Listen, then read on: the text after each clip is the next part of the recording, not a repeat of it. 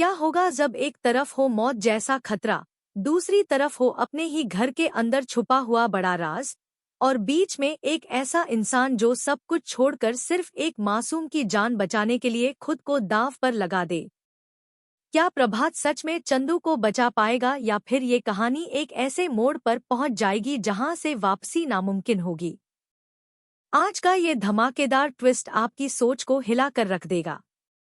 कहानी की शुरुआत होती है एक ऐसे खौफनाक माहौल से जहां हर तरफ तनाव ही तनाव फैला हुआ है और घर के अंदर एक ऐसी चाल चल रही है जिसे कोई समझ नहीं पा रहा है। लेकिन इस पूरे खेल के बीच सबसे बड़ी बात यह है कि प्रभात किसी भी हालत में चंदू को बचाना चाहता है और इसी जिद में वो अपने सारे दर्द और अपनी चोट को भूलकर आगे बढ़ जाता है, क्योंकि उसके दिल में बस एक ही बात चल रही होती है कि चंदू सुरक्षित रहना चाहिए, चाहे इसके लिए उसे अपनी जान ही क्यों न देनी पड़े। उधर घर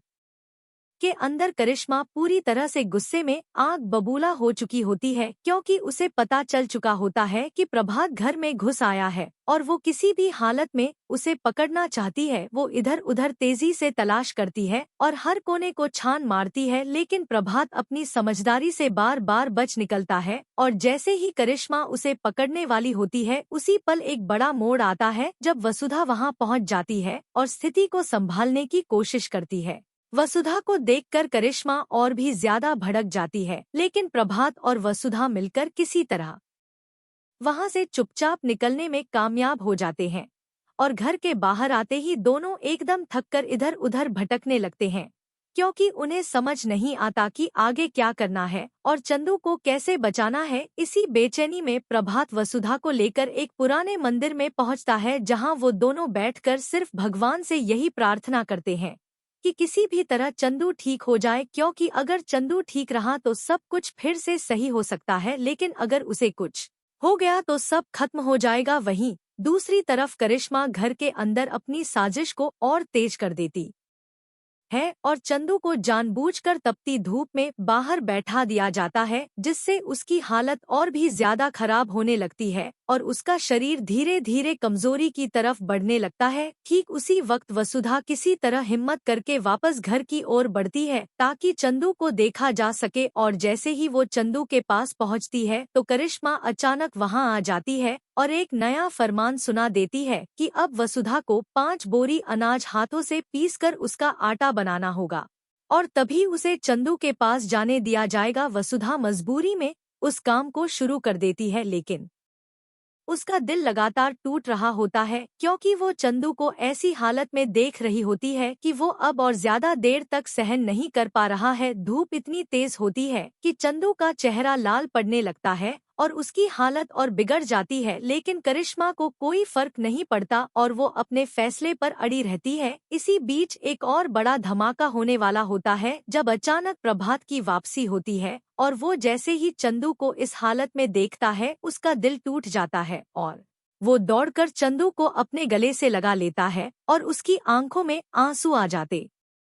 हैं, क्योंकि वो समझ जाता है कि यहाँ बहुत बड़ी साजिश हो रही है और अब वो किसी भी हालत में चुप नहीं बैठेगा। तभी उसके मन में एक ही सवाल उठता है कि क्या अब वसुधा इस पूरे खेल को बदल पाएगी? क्या करिश्मा की ये चालें खत्म हो जाएंगी और क्या चंदू को उसका हक और उसकी आज़ादी मिल पाएगी? आगे की कहानी में और भी बड़े धमाके होने वाले हैं, जहां हर रिश्ता टूटने या जुड़ने की कगार पर होगा। अगर आप भी इस कहानी के अगले ट्विस्ट के लिए एक्साइटेड हैं, तो हमें जरूर बताइए, क्योंकि आगे जो होने वाला है वो सब कुछ बदल कर रख देगा। अब कहानी वहां से आगे बढ़ती है जहां प्रभात चंदू को अपनी बाहों में लेकर टूट जाता है और उसकी आंखों से आंसू रुक नहीं रहे होते हैं, क्योंकि उसने कभी सोचा भी नहीं था कि जिस घर को वो अपना समझकर दूर से बचाने की कोशिश कर रहा था, उसी घर में एक मासूम बच्चे को इस तरह तड़पाया जा रहा होगा। और वसुधा भी उस समय अंदर से पूरी तरह हिल चुकी होती है, लेकिन वो खुद को संभाल कर खड़ी रहती है, क्योंकि उसे पता है कि अगर अभी उसने हिम्मत खो दी तो सब कुछ खत्म हो जाएगा। और करिश्मा वहीं खड़ी होकर गुस्से में आग उगल रही होती है और कहती है कि इस घर में उसकी मर्जी के बिना कोई भी कुछ नहीं कर सकता। लेकिन इस बार हालात अलग होते हैं, क्योंकि प्रभात का गुस्सा अब नियंत्रण से बाहर हो चुका होता है और वो करिश्मा की आंखों में आंखें डालकर साफ कह देता है कि अब बहुत हो चुका है और अब इस मासूम के साथ और अन्याय नहीं होगा। इसी दौरान वसुधा धीरे धीरे चंदू को सहारा देती है और उसे छांव की तरफ ले जाने की कोशिश करती है, लेकिन करिश्मा बार बार रोकने की कोशिश करती है और घर के नौकरों को भी आदेश देती है कि किसी को भी बाहर न जाने दिया जाए। लेकिन वसुधा और प्रभात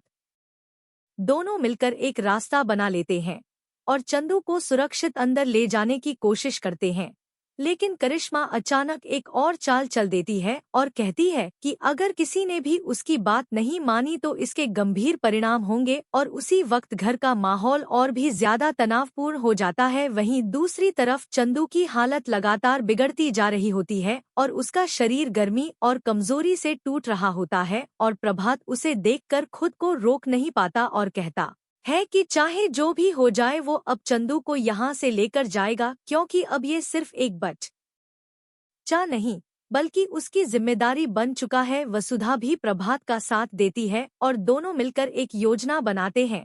कि कैसे इस घर से बाहर निकला जाए। लेकिन करिश्मा को जैसे ही इसका अंदेशा होता है वो घर के दरवाजों को बंद करवाने का आदेश दे देती है और माहौल एकदम जेल जैसा बन जाता है। अब न तो कोई अंदर जा सकता है और न कोई बाहर निकल सकता है। लेकिन कहानी में असली मोड़ तब आता है जब वसुधा को घर के एक पुराने रास्ते के बारे में याद आता है जो शायद अभी भी खुला हो सकता है, और वो धीरे से प्रभात को इशारा करती है और दोनों बिना किसी को बताए चंदू को लेकर उस रास्ते की तरफ बढ़ने लगते हैं। लेकिन जैसे ही वो आगे बढ़ते हैं अचानक एक नौकर उन्हें देख लेता है और करिश्मा तक खबर पहुंच जाती है, और फिर शुरू होता है असली पीछा, जिसमें करिश्मा पूरी ताकत के साथ उनके पीछे पड़ जाती है और पूरे घर में अफरा तफरी मच जाती है। अब दौड़ शुरू हो चुकी होती है। एक तरफ प्रभात और वसुधा चंदू को बचाने के लिए भाग रहे होते हैं और दूसरी तरफ करिश्मा उन्हें रोकने के लिए किसी भी हद तक जाने को तैयार होती है। इसी भागदौड़ में अचानक एक बड़ा हादसा होते होते बचता है जब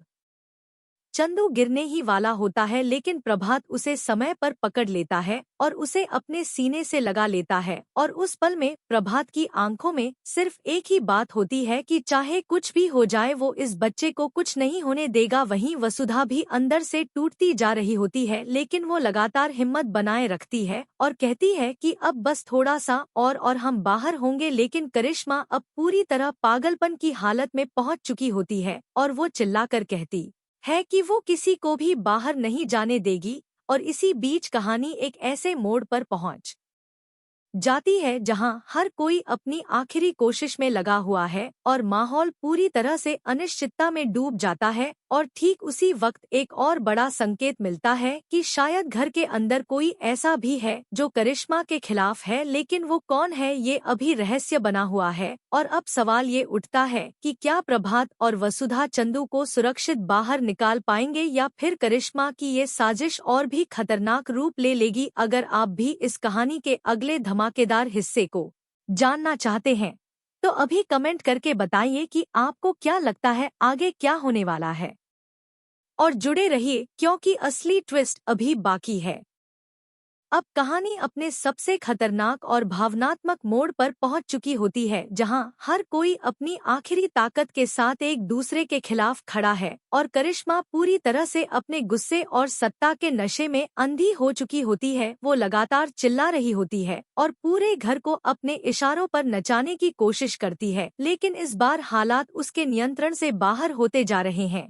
क्योंकि प्रभात अब पूरी तरह से बदल चुका होता है। वो अब वो इंसान नहीं रहा जो सिर्फ दूर से देखकर दर्द सह ले। अब वो सीधे सामने खड़ा होकर लड़ने का फैसला कर चुका है और चंदू को अपनी बाहों में लेकर उसे सुरक्षित रखने की कसम खा चुका है। वहीं वसुधा भी अब पहले से ज्यादा मजबूत हो चुकी होती है, क्योंकि उसे समझ आ जाता है कि अगर आज उसने हिम्मत नहीं दिखाई तो चंदू की जिंदगी हमेशा के लिए खतरे में पड़ जाएगी। इसी दौरान करिश्मा आखिरी चाल चलते हुए घर के सारे दरवाजे बंद करवाने का आदेश देती है और कहती है कि कोई भी इस घर से बाहर नहीं जा सकता। लेकिन वसुधा को वही पुराना रास्ता याद आता है जो शायद एकमात्र उम्मीद हो सकता है, और वो धीरे से प्रभात को इशारा करती है और दोनों बिना वक्त गवाए चंदू को लेकर उस तरफ बढ़ने लगते हैं। लेकिन जैसे ही वो उस रास्ते के करीब पहुंचते हैं करिश्मा को इसकी भनक लग जाती है और फिर शुरू होता है एक जबरदस्त पीछा जिसमें पूरे घर में चीख पुकार और अफरा तफरी मच जाती है। नौकर इधर उधर भाग रहे होते हैं